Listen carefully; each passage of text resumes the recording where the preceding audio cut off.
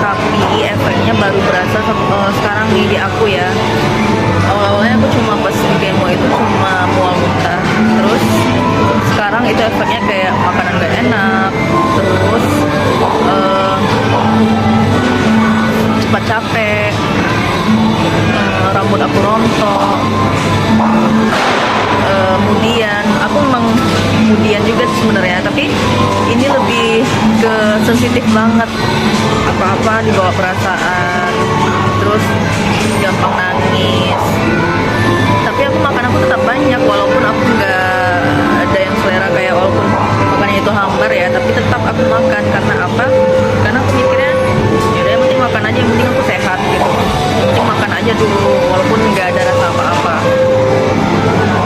Waktu itu aku habis satu kali kemo itu 8.500.000. Itu yang one daker ya, dari kita masuknya pagi jam 7:30, terus kita disuntik 2 jam, terus suntik apa lagi ya, masukin infus apa lagi, pokoknya adalah obat yang dimasukin ke sini, terus ada lagi 1 jam, terus pakai namanya aku juga nggak tahu sih, pokoknya dia masuk 3 kali obat lah namanya, pakai HNA-SL yang terakhir.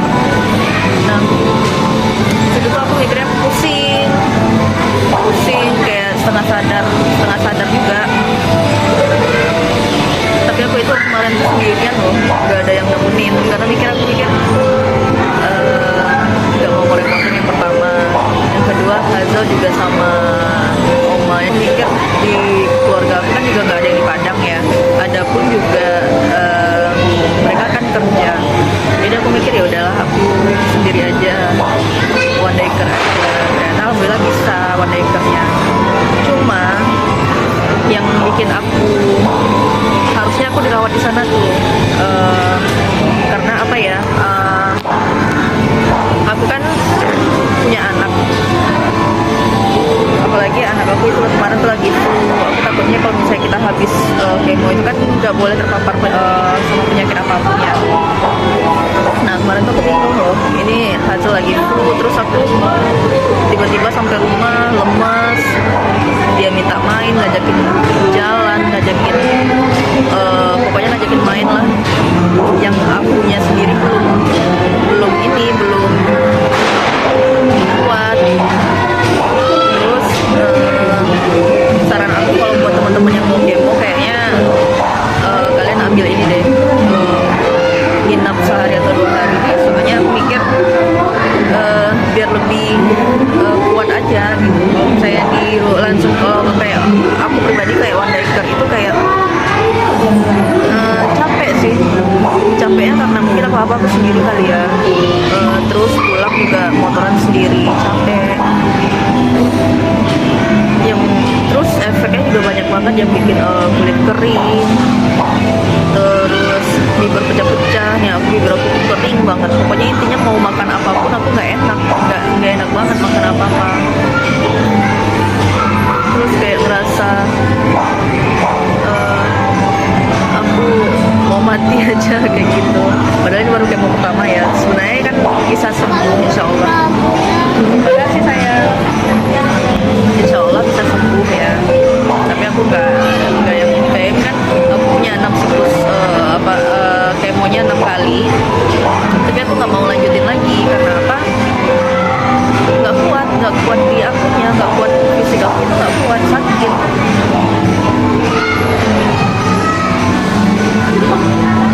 Apalagi ya walaupun sebenarnya aku memang berjuang untuk sembuh buat anak juga, cuma kayak beberapa hal yang bikin kayak teman-teman aku bilang, oh kalau misalnya kemo itu nggak bakalan sembuh, inilah banyak banget yang bilang, oh percuma aja kemo ini segala macam.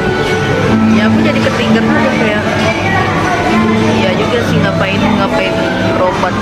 Lagian kita tergantung pikiran sama ini aja sih, imun aja. Kalau misalnya imun kita bagus, insya Allah penyakit gak bakalan datang gitu ya kata dokternya. Terus pikiran, gak usah dipikirin semuanya. Jadi buat teman-teman yang apalagi terutama buat perempuan, jangan banyak pikiran, jangan semua dipikirkan. Ada masalah ya udah kita hadap aja. Kalau kita ada masalah, kalau misalnya kita nggak mampu buat sendiri ya kita cari orang buat bertukar pendapat. Contohnya kayak psikiater, aku dulu juga ke psikiater beberapa bulan dan memang aku minum obat juga sih rutin berapa bulan ya, 4 5 bulan aku minum obat karena memang nggak mampu buat diri aku itu menahan semuanya, karena aku tipe yang nggak mau cerita sana sini. Paling aku cerita ke orang yang memang udah tahu, udah kenal aku sama dia gitu. Jadi kalau misalnya waktu itu aku memang down banget. Kenapa aku bisa kanker? Pertama itu aku nggak nyalahin pihak sana ya, aku cuma mikir di tahun 2023 waktu Hazel masih menyusui di bulan September atau November itu aku lihat isi chat dia sama yang udah dijadiin istri yang sekarang. Nah aku tipe yang cemburuan, tapi aku nggak mau bikin suami nggak nyaman gitu kan. Jadi pernah lah aku tanya beberapa dulu, kamu sering ya anterin perempuan, anterin teman-teman kamu ya, kamu sering ya, benar lagi ngobrol dulu ya. Ini lanjut. Jadi aku kemarin nanya kan tahun 2023 September atau November aku kan lihat ada chat yang si perempuan ini merekomendasiin film gitu kan, kayak aku mikirnya dulu kan si suami aku ini kan bilang kalau misalnya dia mau ngobrol sama temen perempuan itu cuma sebatas kerja, terus nggak pernah nanyain apa-apa, nggak pernah main-main bareng pun juga nggak pernah katanya. Oke, aku kan sebagai istri percaya banget sama suami aku karena dia gak bakal neko-neko, dia tipe orang yang gak bakal neko-neko. Tapi kalau kemungkinan dia digodain mungkin bisa jadi, dan dia tergoda mungkin ya tahu ya. Terus sempet juga lah dia kan pakai mobil ini nih, dikasih mobil di kantornya. Terus aku tanya, jadi kalau misalnya kamu pulang ada yang minta nebeng nggak sama kamu? Kenapa aku nanya kayak gitu? Karena udah ada yang beberapa yang udah chatnya sama perempuan, tapi aku nggak pernah ngomong gitu kan.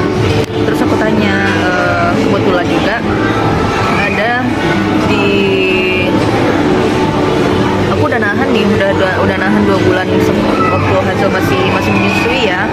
Terus di Januari aku udah mulai nggak enak, semua kepikiran. Terus Februari aku mikir, aku tanya nih, kamu sering ini nggak, sering anterin orang perempuan lain nggak ke pulang kantor? Nah dia jawab, ya pernah, teman-teman aku aja, anak AP2 karena anak Kasapura. Terus ya dianterin gitu kan. Ya kalau misalnya, ini aku yang pribadi ngomong, kalau misalnya ada gara-gara kamu bawa mobil terus banyak yang nebeng, mending kamu naik motor aja, karena aku cemburu loh, bilang gitu kan. Ya wajar dong aku ngomong gitu karena aku masih jadi istrinya gitu kan. Dan aku bilang kayak gitu, aku cemburu loh, aku nggak suka soalnya kemana-mana kan aku perginya sendiri nih, kamu juga nggak mau nemenin aku, tapi tiba-tiba kamu nemenin anterin perempuan lain, gimana dong perasaan aku ngomong kayak gitu karena aku kalau misalnya nggak nyaman itu memang tipe aku yang langsung belak-belakan ngomong ke suami, karena biar dia cari solusinya dan dia bisa bertindak sebagai suami itu gimana. Tahu-taunya dia malah membela temennya. Apa sih, itu kan cuma teman aku doang ya, nggak enak lah kalau misalnya aku nggak nganterin katanya. Oke, aku kayaknya mungkin pas di saat itu aku mikir oke nggak apa-apa gitu kan, karena aku mikirnya lah temen, lagian suami aku juga nggak bakal neko-neko, orangnya terlalu percaya guys gitu kan. Lanjut, terus kemarin itu sempat juga ada buku terus ini buku siapa, isi bukunya tentang percintaan gitu kan, sebenarnya tentang percintaan. Terus aku tanya, ini buku siapa? Oh ini buku teman. Kok bisa buku temennya pas cewek ya? Aku aku langsung nembak cewek. Karena apa? Ya karena tentang nggak mungkin lah cowok baca-baca kayak gini gitu kan. Yang isinya bukunya itu tentang percintaan, kayak caption Instagram lah, kayak gitu-gitu. Aku juga udah baca juga beberapa halaman, kayak ini nggak mungkin cowok deh. Dan bener, ternyata bukunya dari si Mbak S ini. Terus aku nggak yang terlalu apa ya, soalnya dia bilang Mbak S ini orangnya aneh sih orangnya gitu kan, orangnya tertutup kan. Ya kalau tertutup aku langsung nyutup kan, kalau tertutup nggak mungkin dia ngasih ini dong ke kamu. Aku aja sama jadi istri kamu nggak pernah godain suami orang. Aku aja sama jadi istri kamu. Sebelum jadi istri kamu pun, kalau misalnya aku mau berteman sama suami orang juga, aku ada beda tindakan loh, cara umumnya, cara bersikapnya gimana gitu. Ya nggak apa-apa, itu cuma teman aku aja, dia bilang kayak gitu. Ya udah sih, aku kayak percaya aja, kayak oke nggak masalah.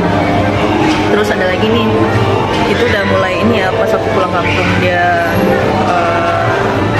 bukber di Tangerang sama teman kantornya. Aku yang lebih curiganya sama si Z.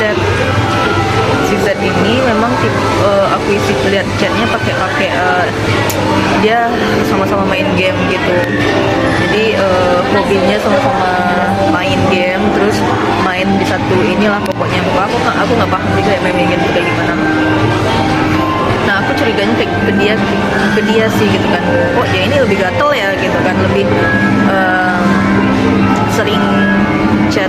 Terus kemarin aku udah bangunin tapi kayak gini, ngapain bangunin suami orang? Cuma aku kayak nggak tegas aja sebagai istri, kayak nggak aku punya perasaan cemburu, tapi aku bisa menahan semuanya karena mikir suami aku itu nggak bakal macam-macam. Yang tahu-taunya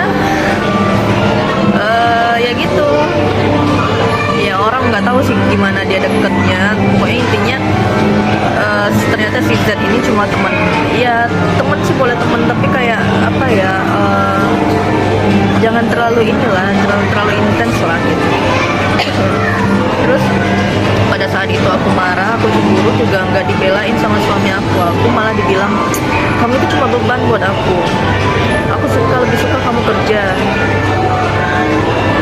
Itu kayak perasaan aku kayak astagfirullah, kayak apa ya, padahal susahnya itu sama aku gitu kan. Lagian anak keburu sama aku bukannya nggak bisa kerja, aku kerja. Dan aku pun selama jadi istrinya dia pun aku punya usaha gitu kan. Aku punya usaha baju. Kenapa aku bikin usaha baju itu walaupun dia nggak suka? Karena aku tahu nih keuangan dia ini seberapa, hidup di Jakarta berapa, keluarganya itu pun banyak bergantung sama dia. Dan aku mikir kalau misalnya gaji cuma 7-10 jutaan itu, kalau dibagi semuanya kita dapat apa gitu kan. Bukannya aku boros, bukannya aku apa-apa ya, tapi aku menghargai suami. Tapi karena selagi nggak mengganggu pekerjaan aku, selagi nggak mengganggu tanggung jawab aku sebagai istri buat ngurusin dia, buat ngurusin anak, ya aku nggak apa-apa, aku buka usaha gitu kan. Dan aku pun usaha aku cuma lewat WA doang, beli barang, terus komunikasi lewat WA, beli jahitannya seperti ini, itu udah seperti itu aja. Nggak yang tiap hari keluar, nggak gitu kan. Terus aku cuma ngirim aja nih, ngirim ke Padang, ngirim ke sini, ke Solo, dan simple aja kayak gitu. Alhamdulillahnya setiap ada pendapatan itu aku yang ngabisinnya juga ke keluarga lah, ngapain kemana lagi gitu kan. Aku juga nggak hobi belanja dulu, aku nggak, pun aku belanja juga pakai uang sendiri. Aku cuma sama dia itu cuma sebatas dia ngasih makan doang gitu. Dan aku pun juga nggak pernah minta, sayang aku mau beli ini dong, belum beli perhiasan dong, sayang aku mau beli baju dong, sayang aku mau beli ini dong, nggak pernah. Bahkan lucunya itu waktu udahlah itu nggak usah dibahas ya.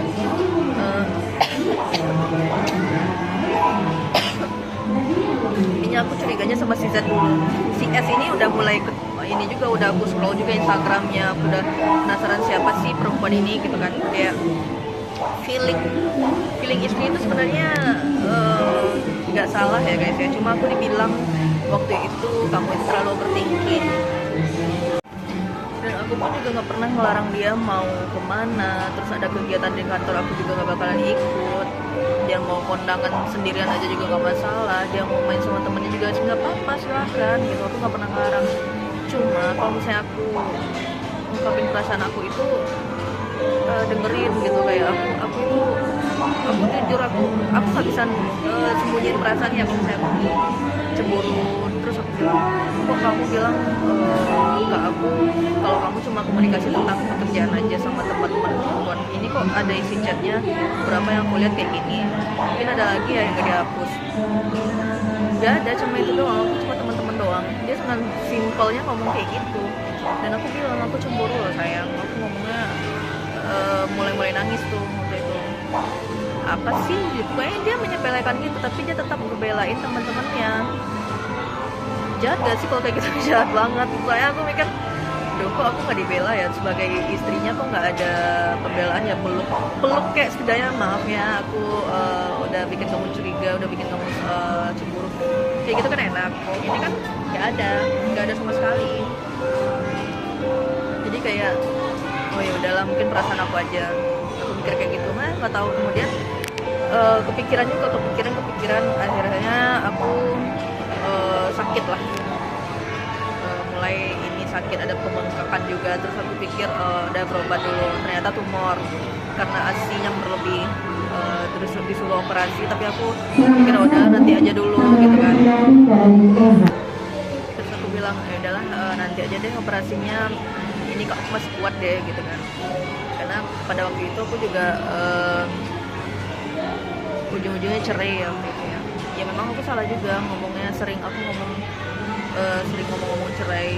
Itu pun karena nggak bisa diomongin lagi gitu. Aku udah ngomongin baik, terus nggak ada solusi. Ujungnya aku capek ngurus anak sendiri juga, ujungnya aku ngomongin cerai. Dan terakhir karena dia belain teman dia, aku bener-bener marah. Kamu sebenarnya sayang gak sih sama aku? Ngomongin gitu. Kok aku bilang kamu jangan sering-sering bukber sama teman kerja kamu yang itu, kenapa kamu masih bukber? Kenapa kamu mah nggak dengerin aku? Kok kamu gini? Emang kamu nggak bisa pulang? Tidak, kamu pulang aja, kasih aja kunci mobilnya ke teman kamu, nanti kamu pulang aja ini. Gue intinya aku bilang naik Gokar aja. Dia bilang nggak enak lah ini, semacam oke, memang nggak enak sih. Memang nggak enak juga di posisi kayak gitu. Tapi aku mikirnya aku nih udah meledak loh, udah marah loh, tahu-taunya sampai udah, kalau bisa kayak gini udah, kalau misalnya kamu nggak bisa dengerin aku, kalau kamu nggak bisa jaga perasaan aku, ya kita cerai aja. Oke, katanya. Dia bilang oke, dengan santainya gitu kan. Ya udahlah, ternyata memang nggak bisa diperbaiki, dan dia memang butuh perempuan yang benar-benar kerja, yang di kantoran. Kalau misalnya aku kan mungkin kerjanya usaha, buka usaha kan cuma nggak yang ada pakaian ini ya, pakaian dinas gitu ya. Mikir ya udahlah, aku juga memang udah ngerasa insecure sama teman-temannya karena aku cuma ibu rumah tangga. Posisinya aku kayak jauh banget kalah sama orang-orang yang yang dia kenal baru-baru ini gitu. Udahlah, aku mikir udahlah, mungkin ini jalannya juga. Aku nggak nyalahin dia sih, cuma kayak awal mula aku tumor, kanker, itu memang ngaruh dari awal berantemnya kayak gitu. Udahlah, kalau bisa dipikirin kacau juga, sedih juga.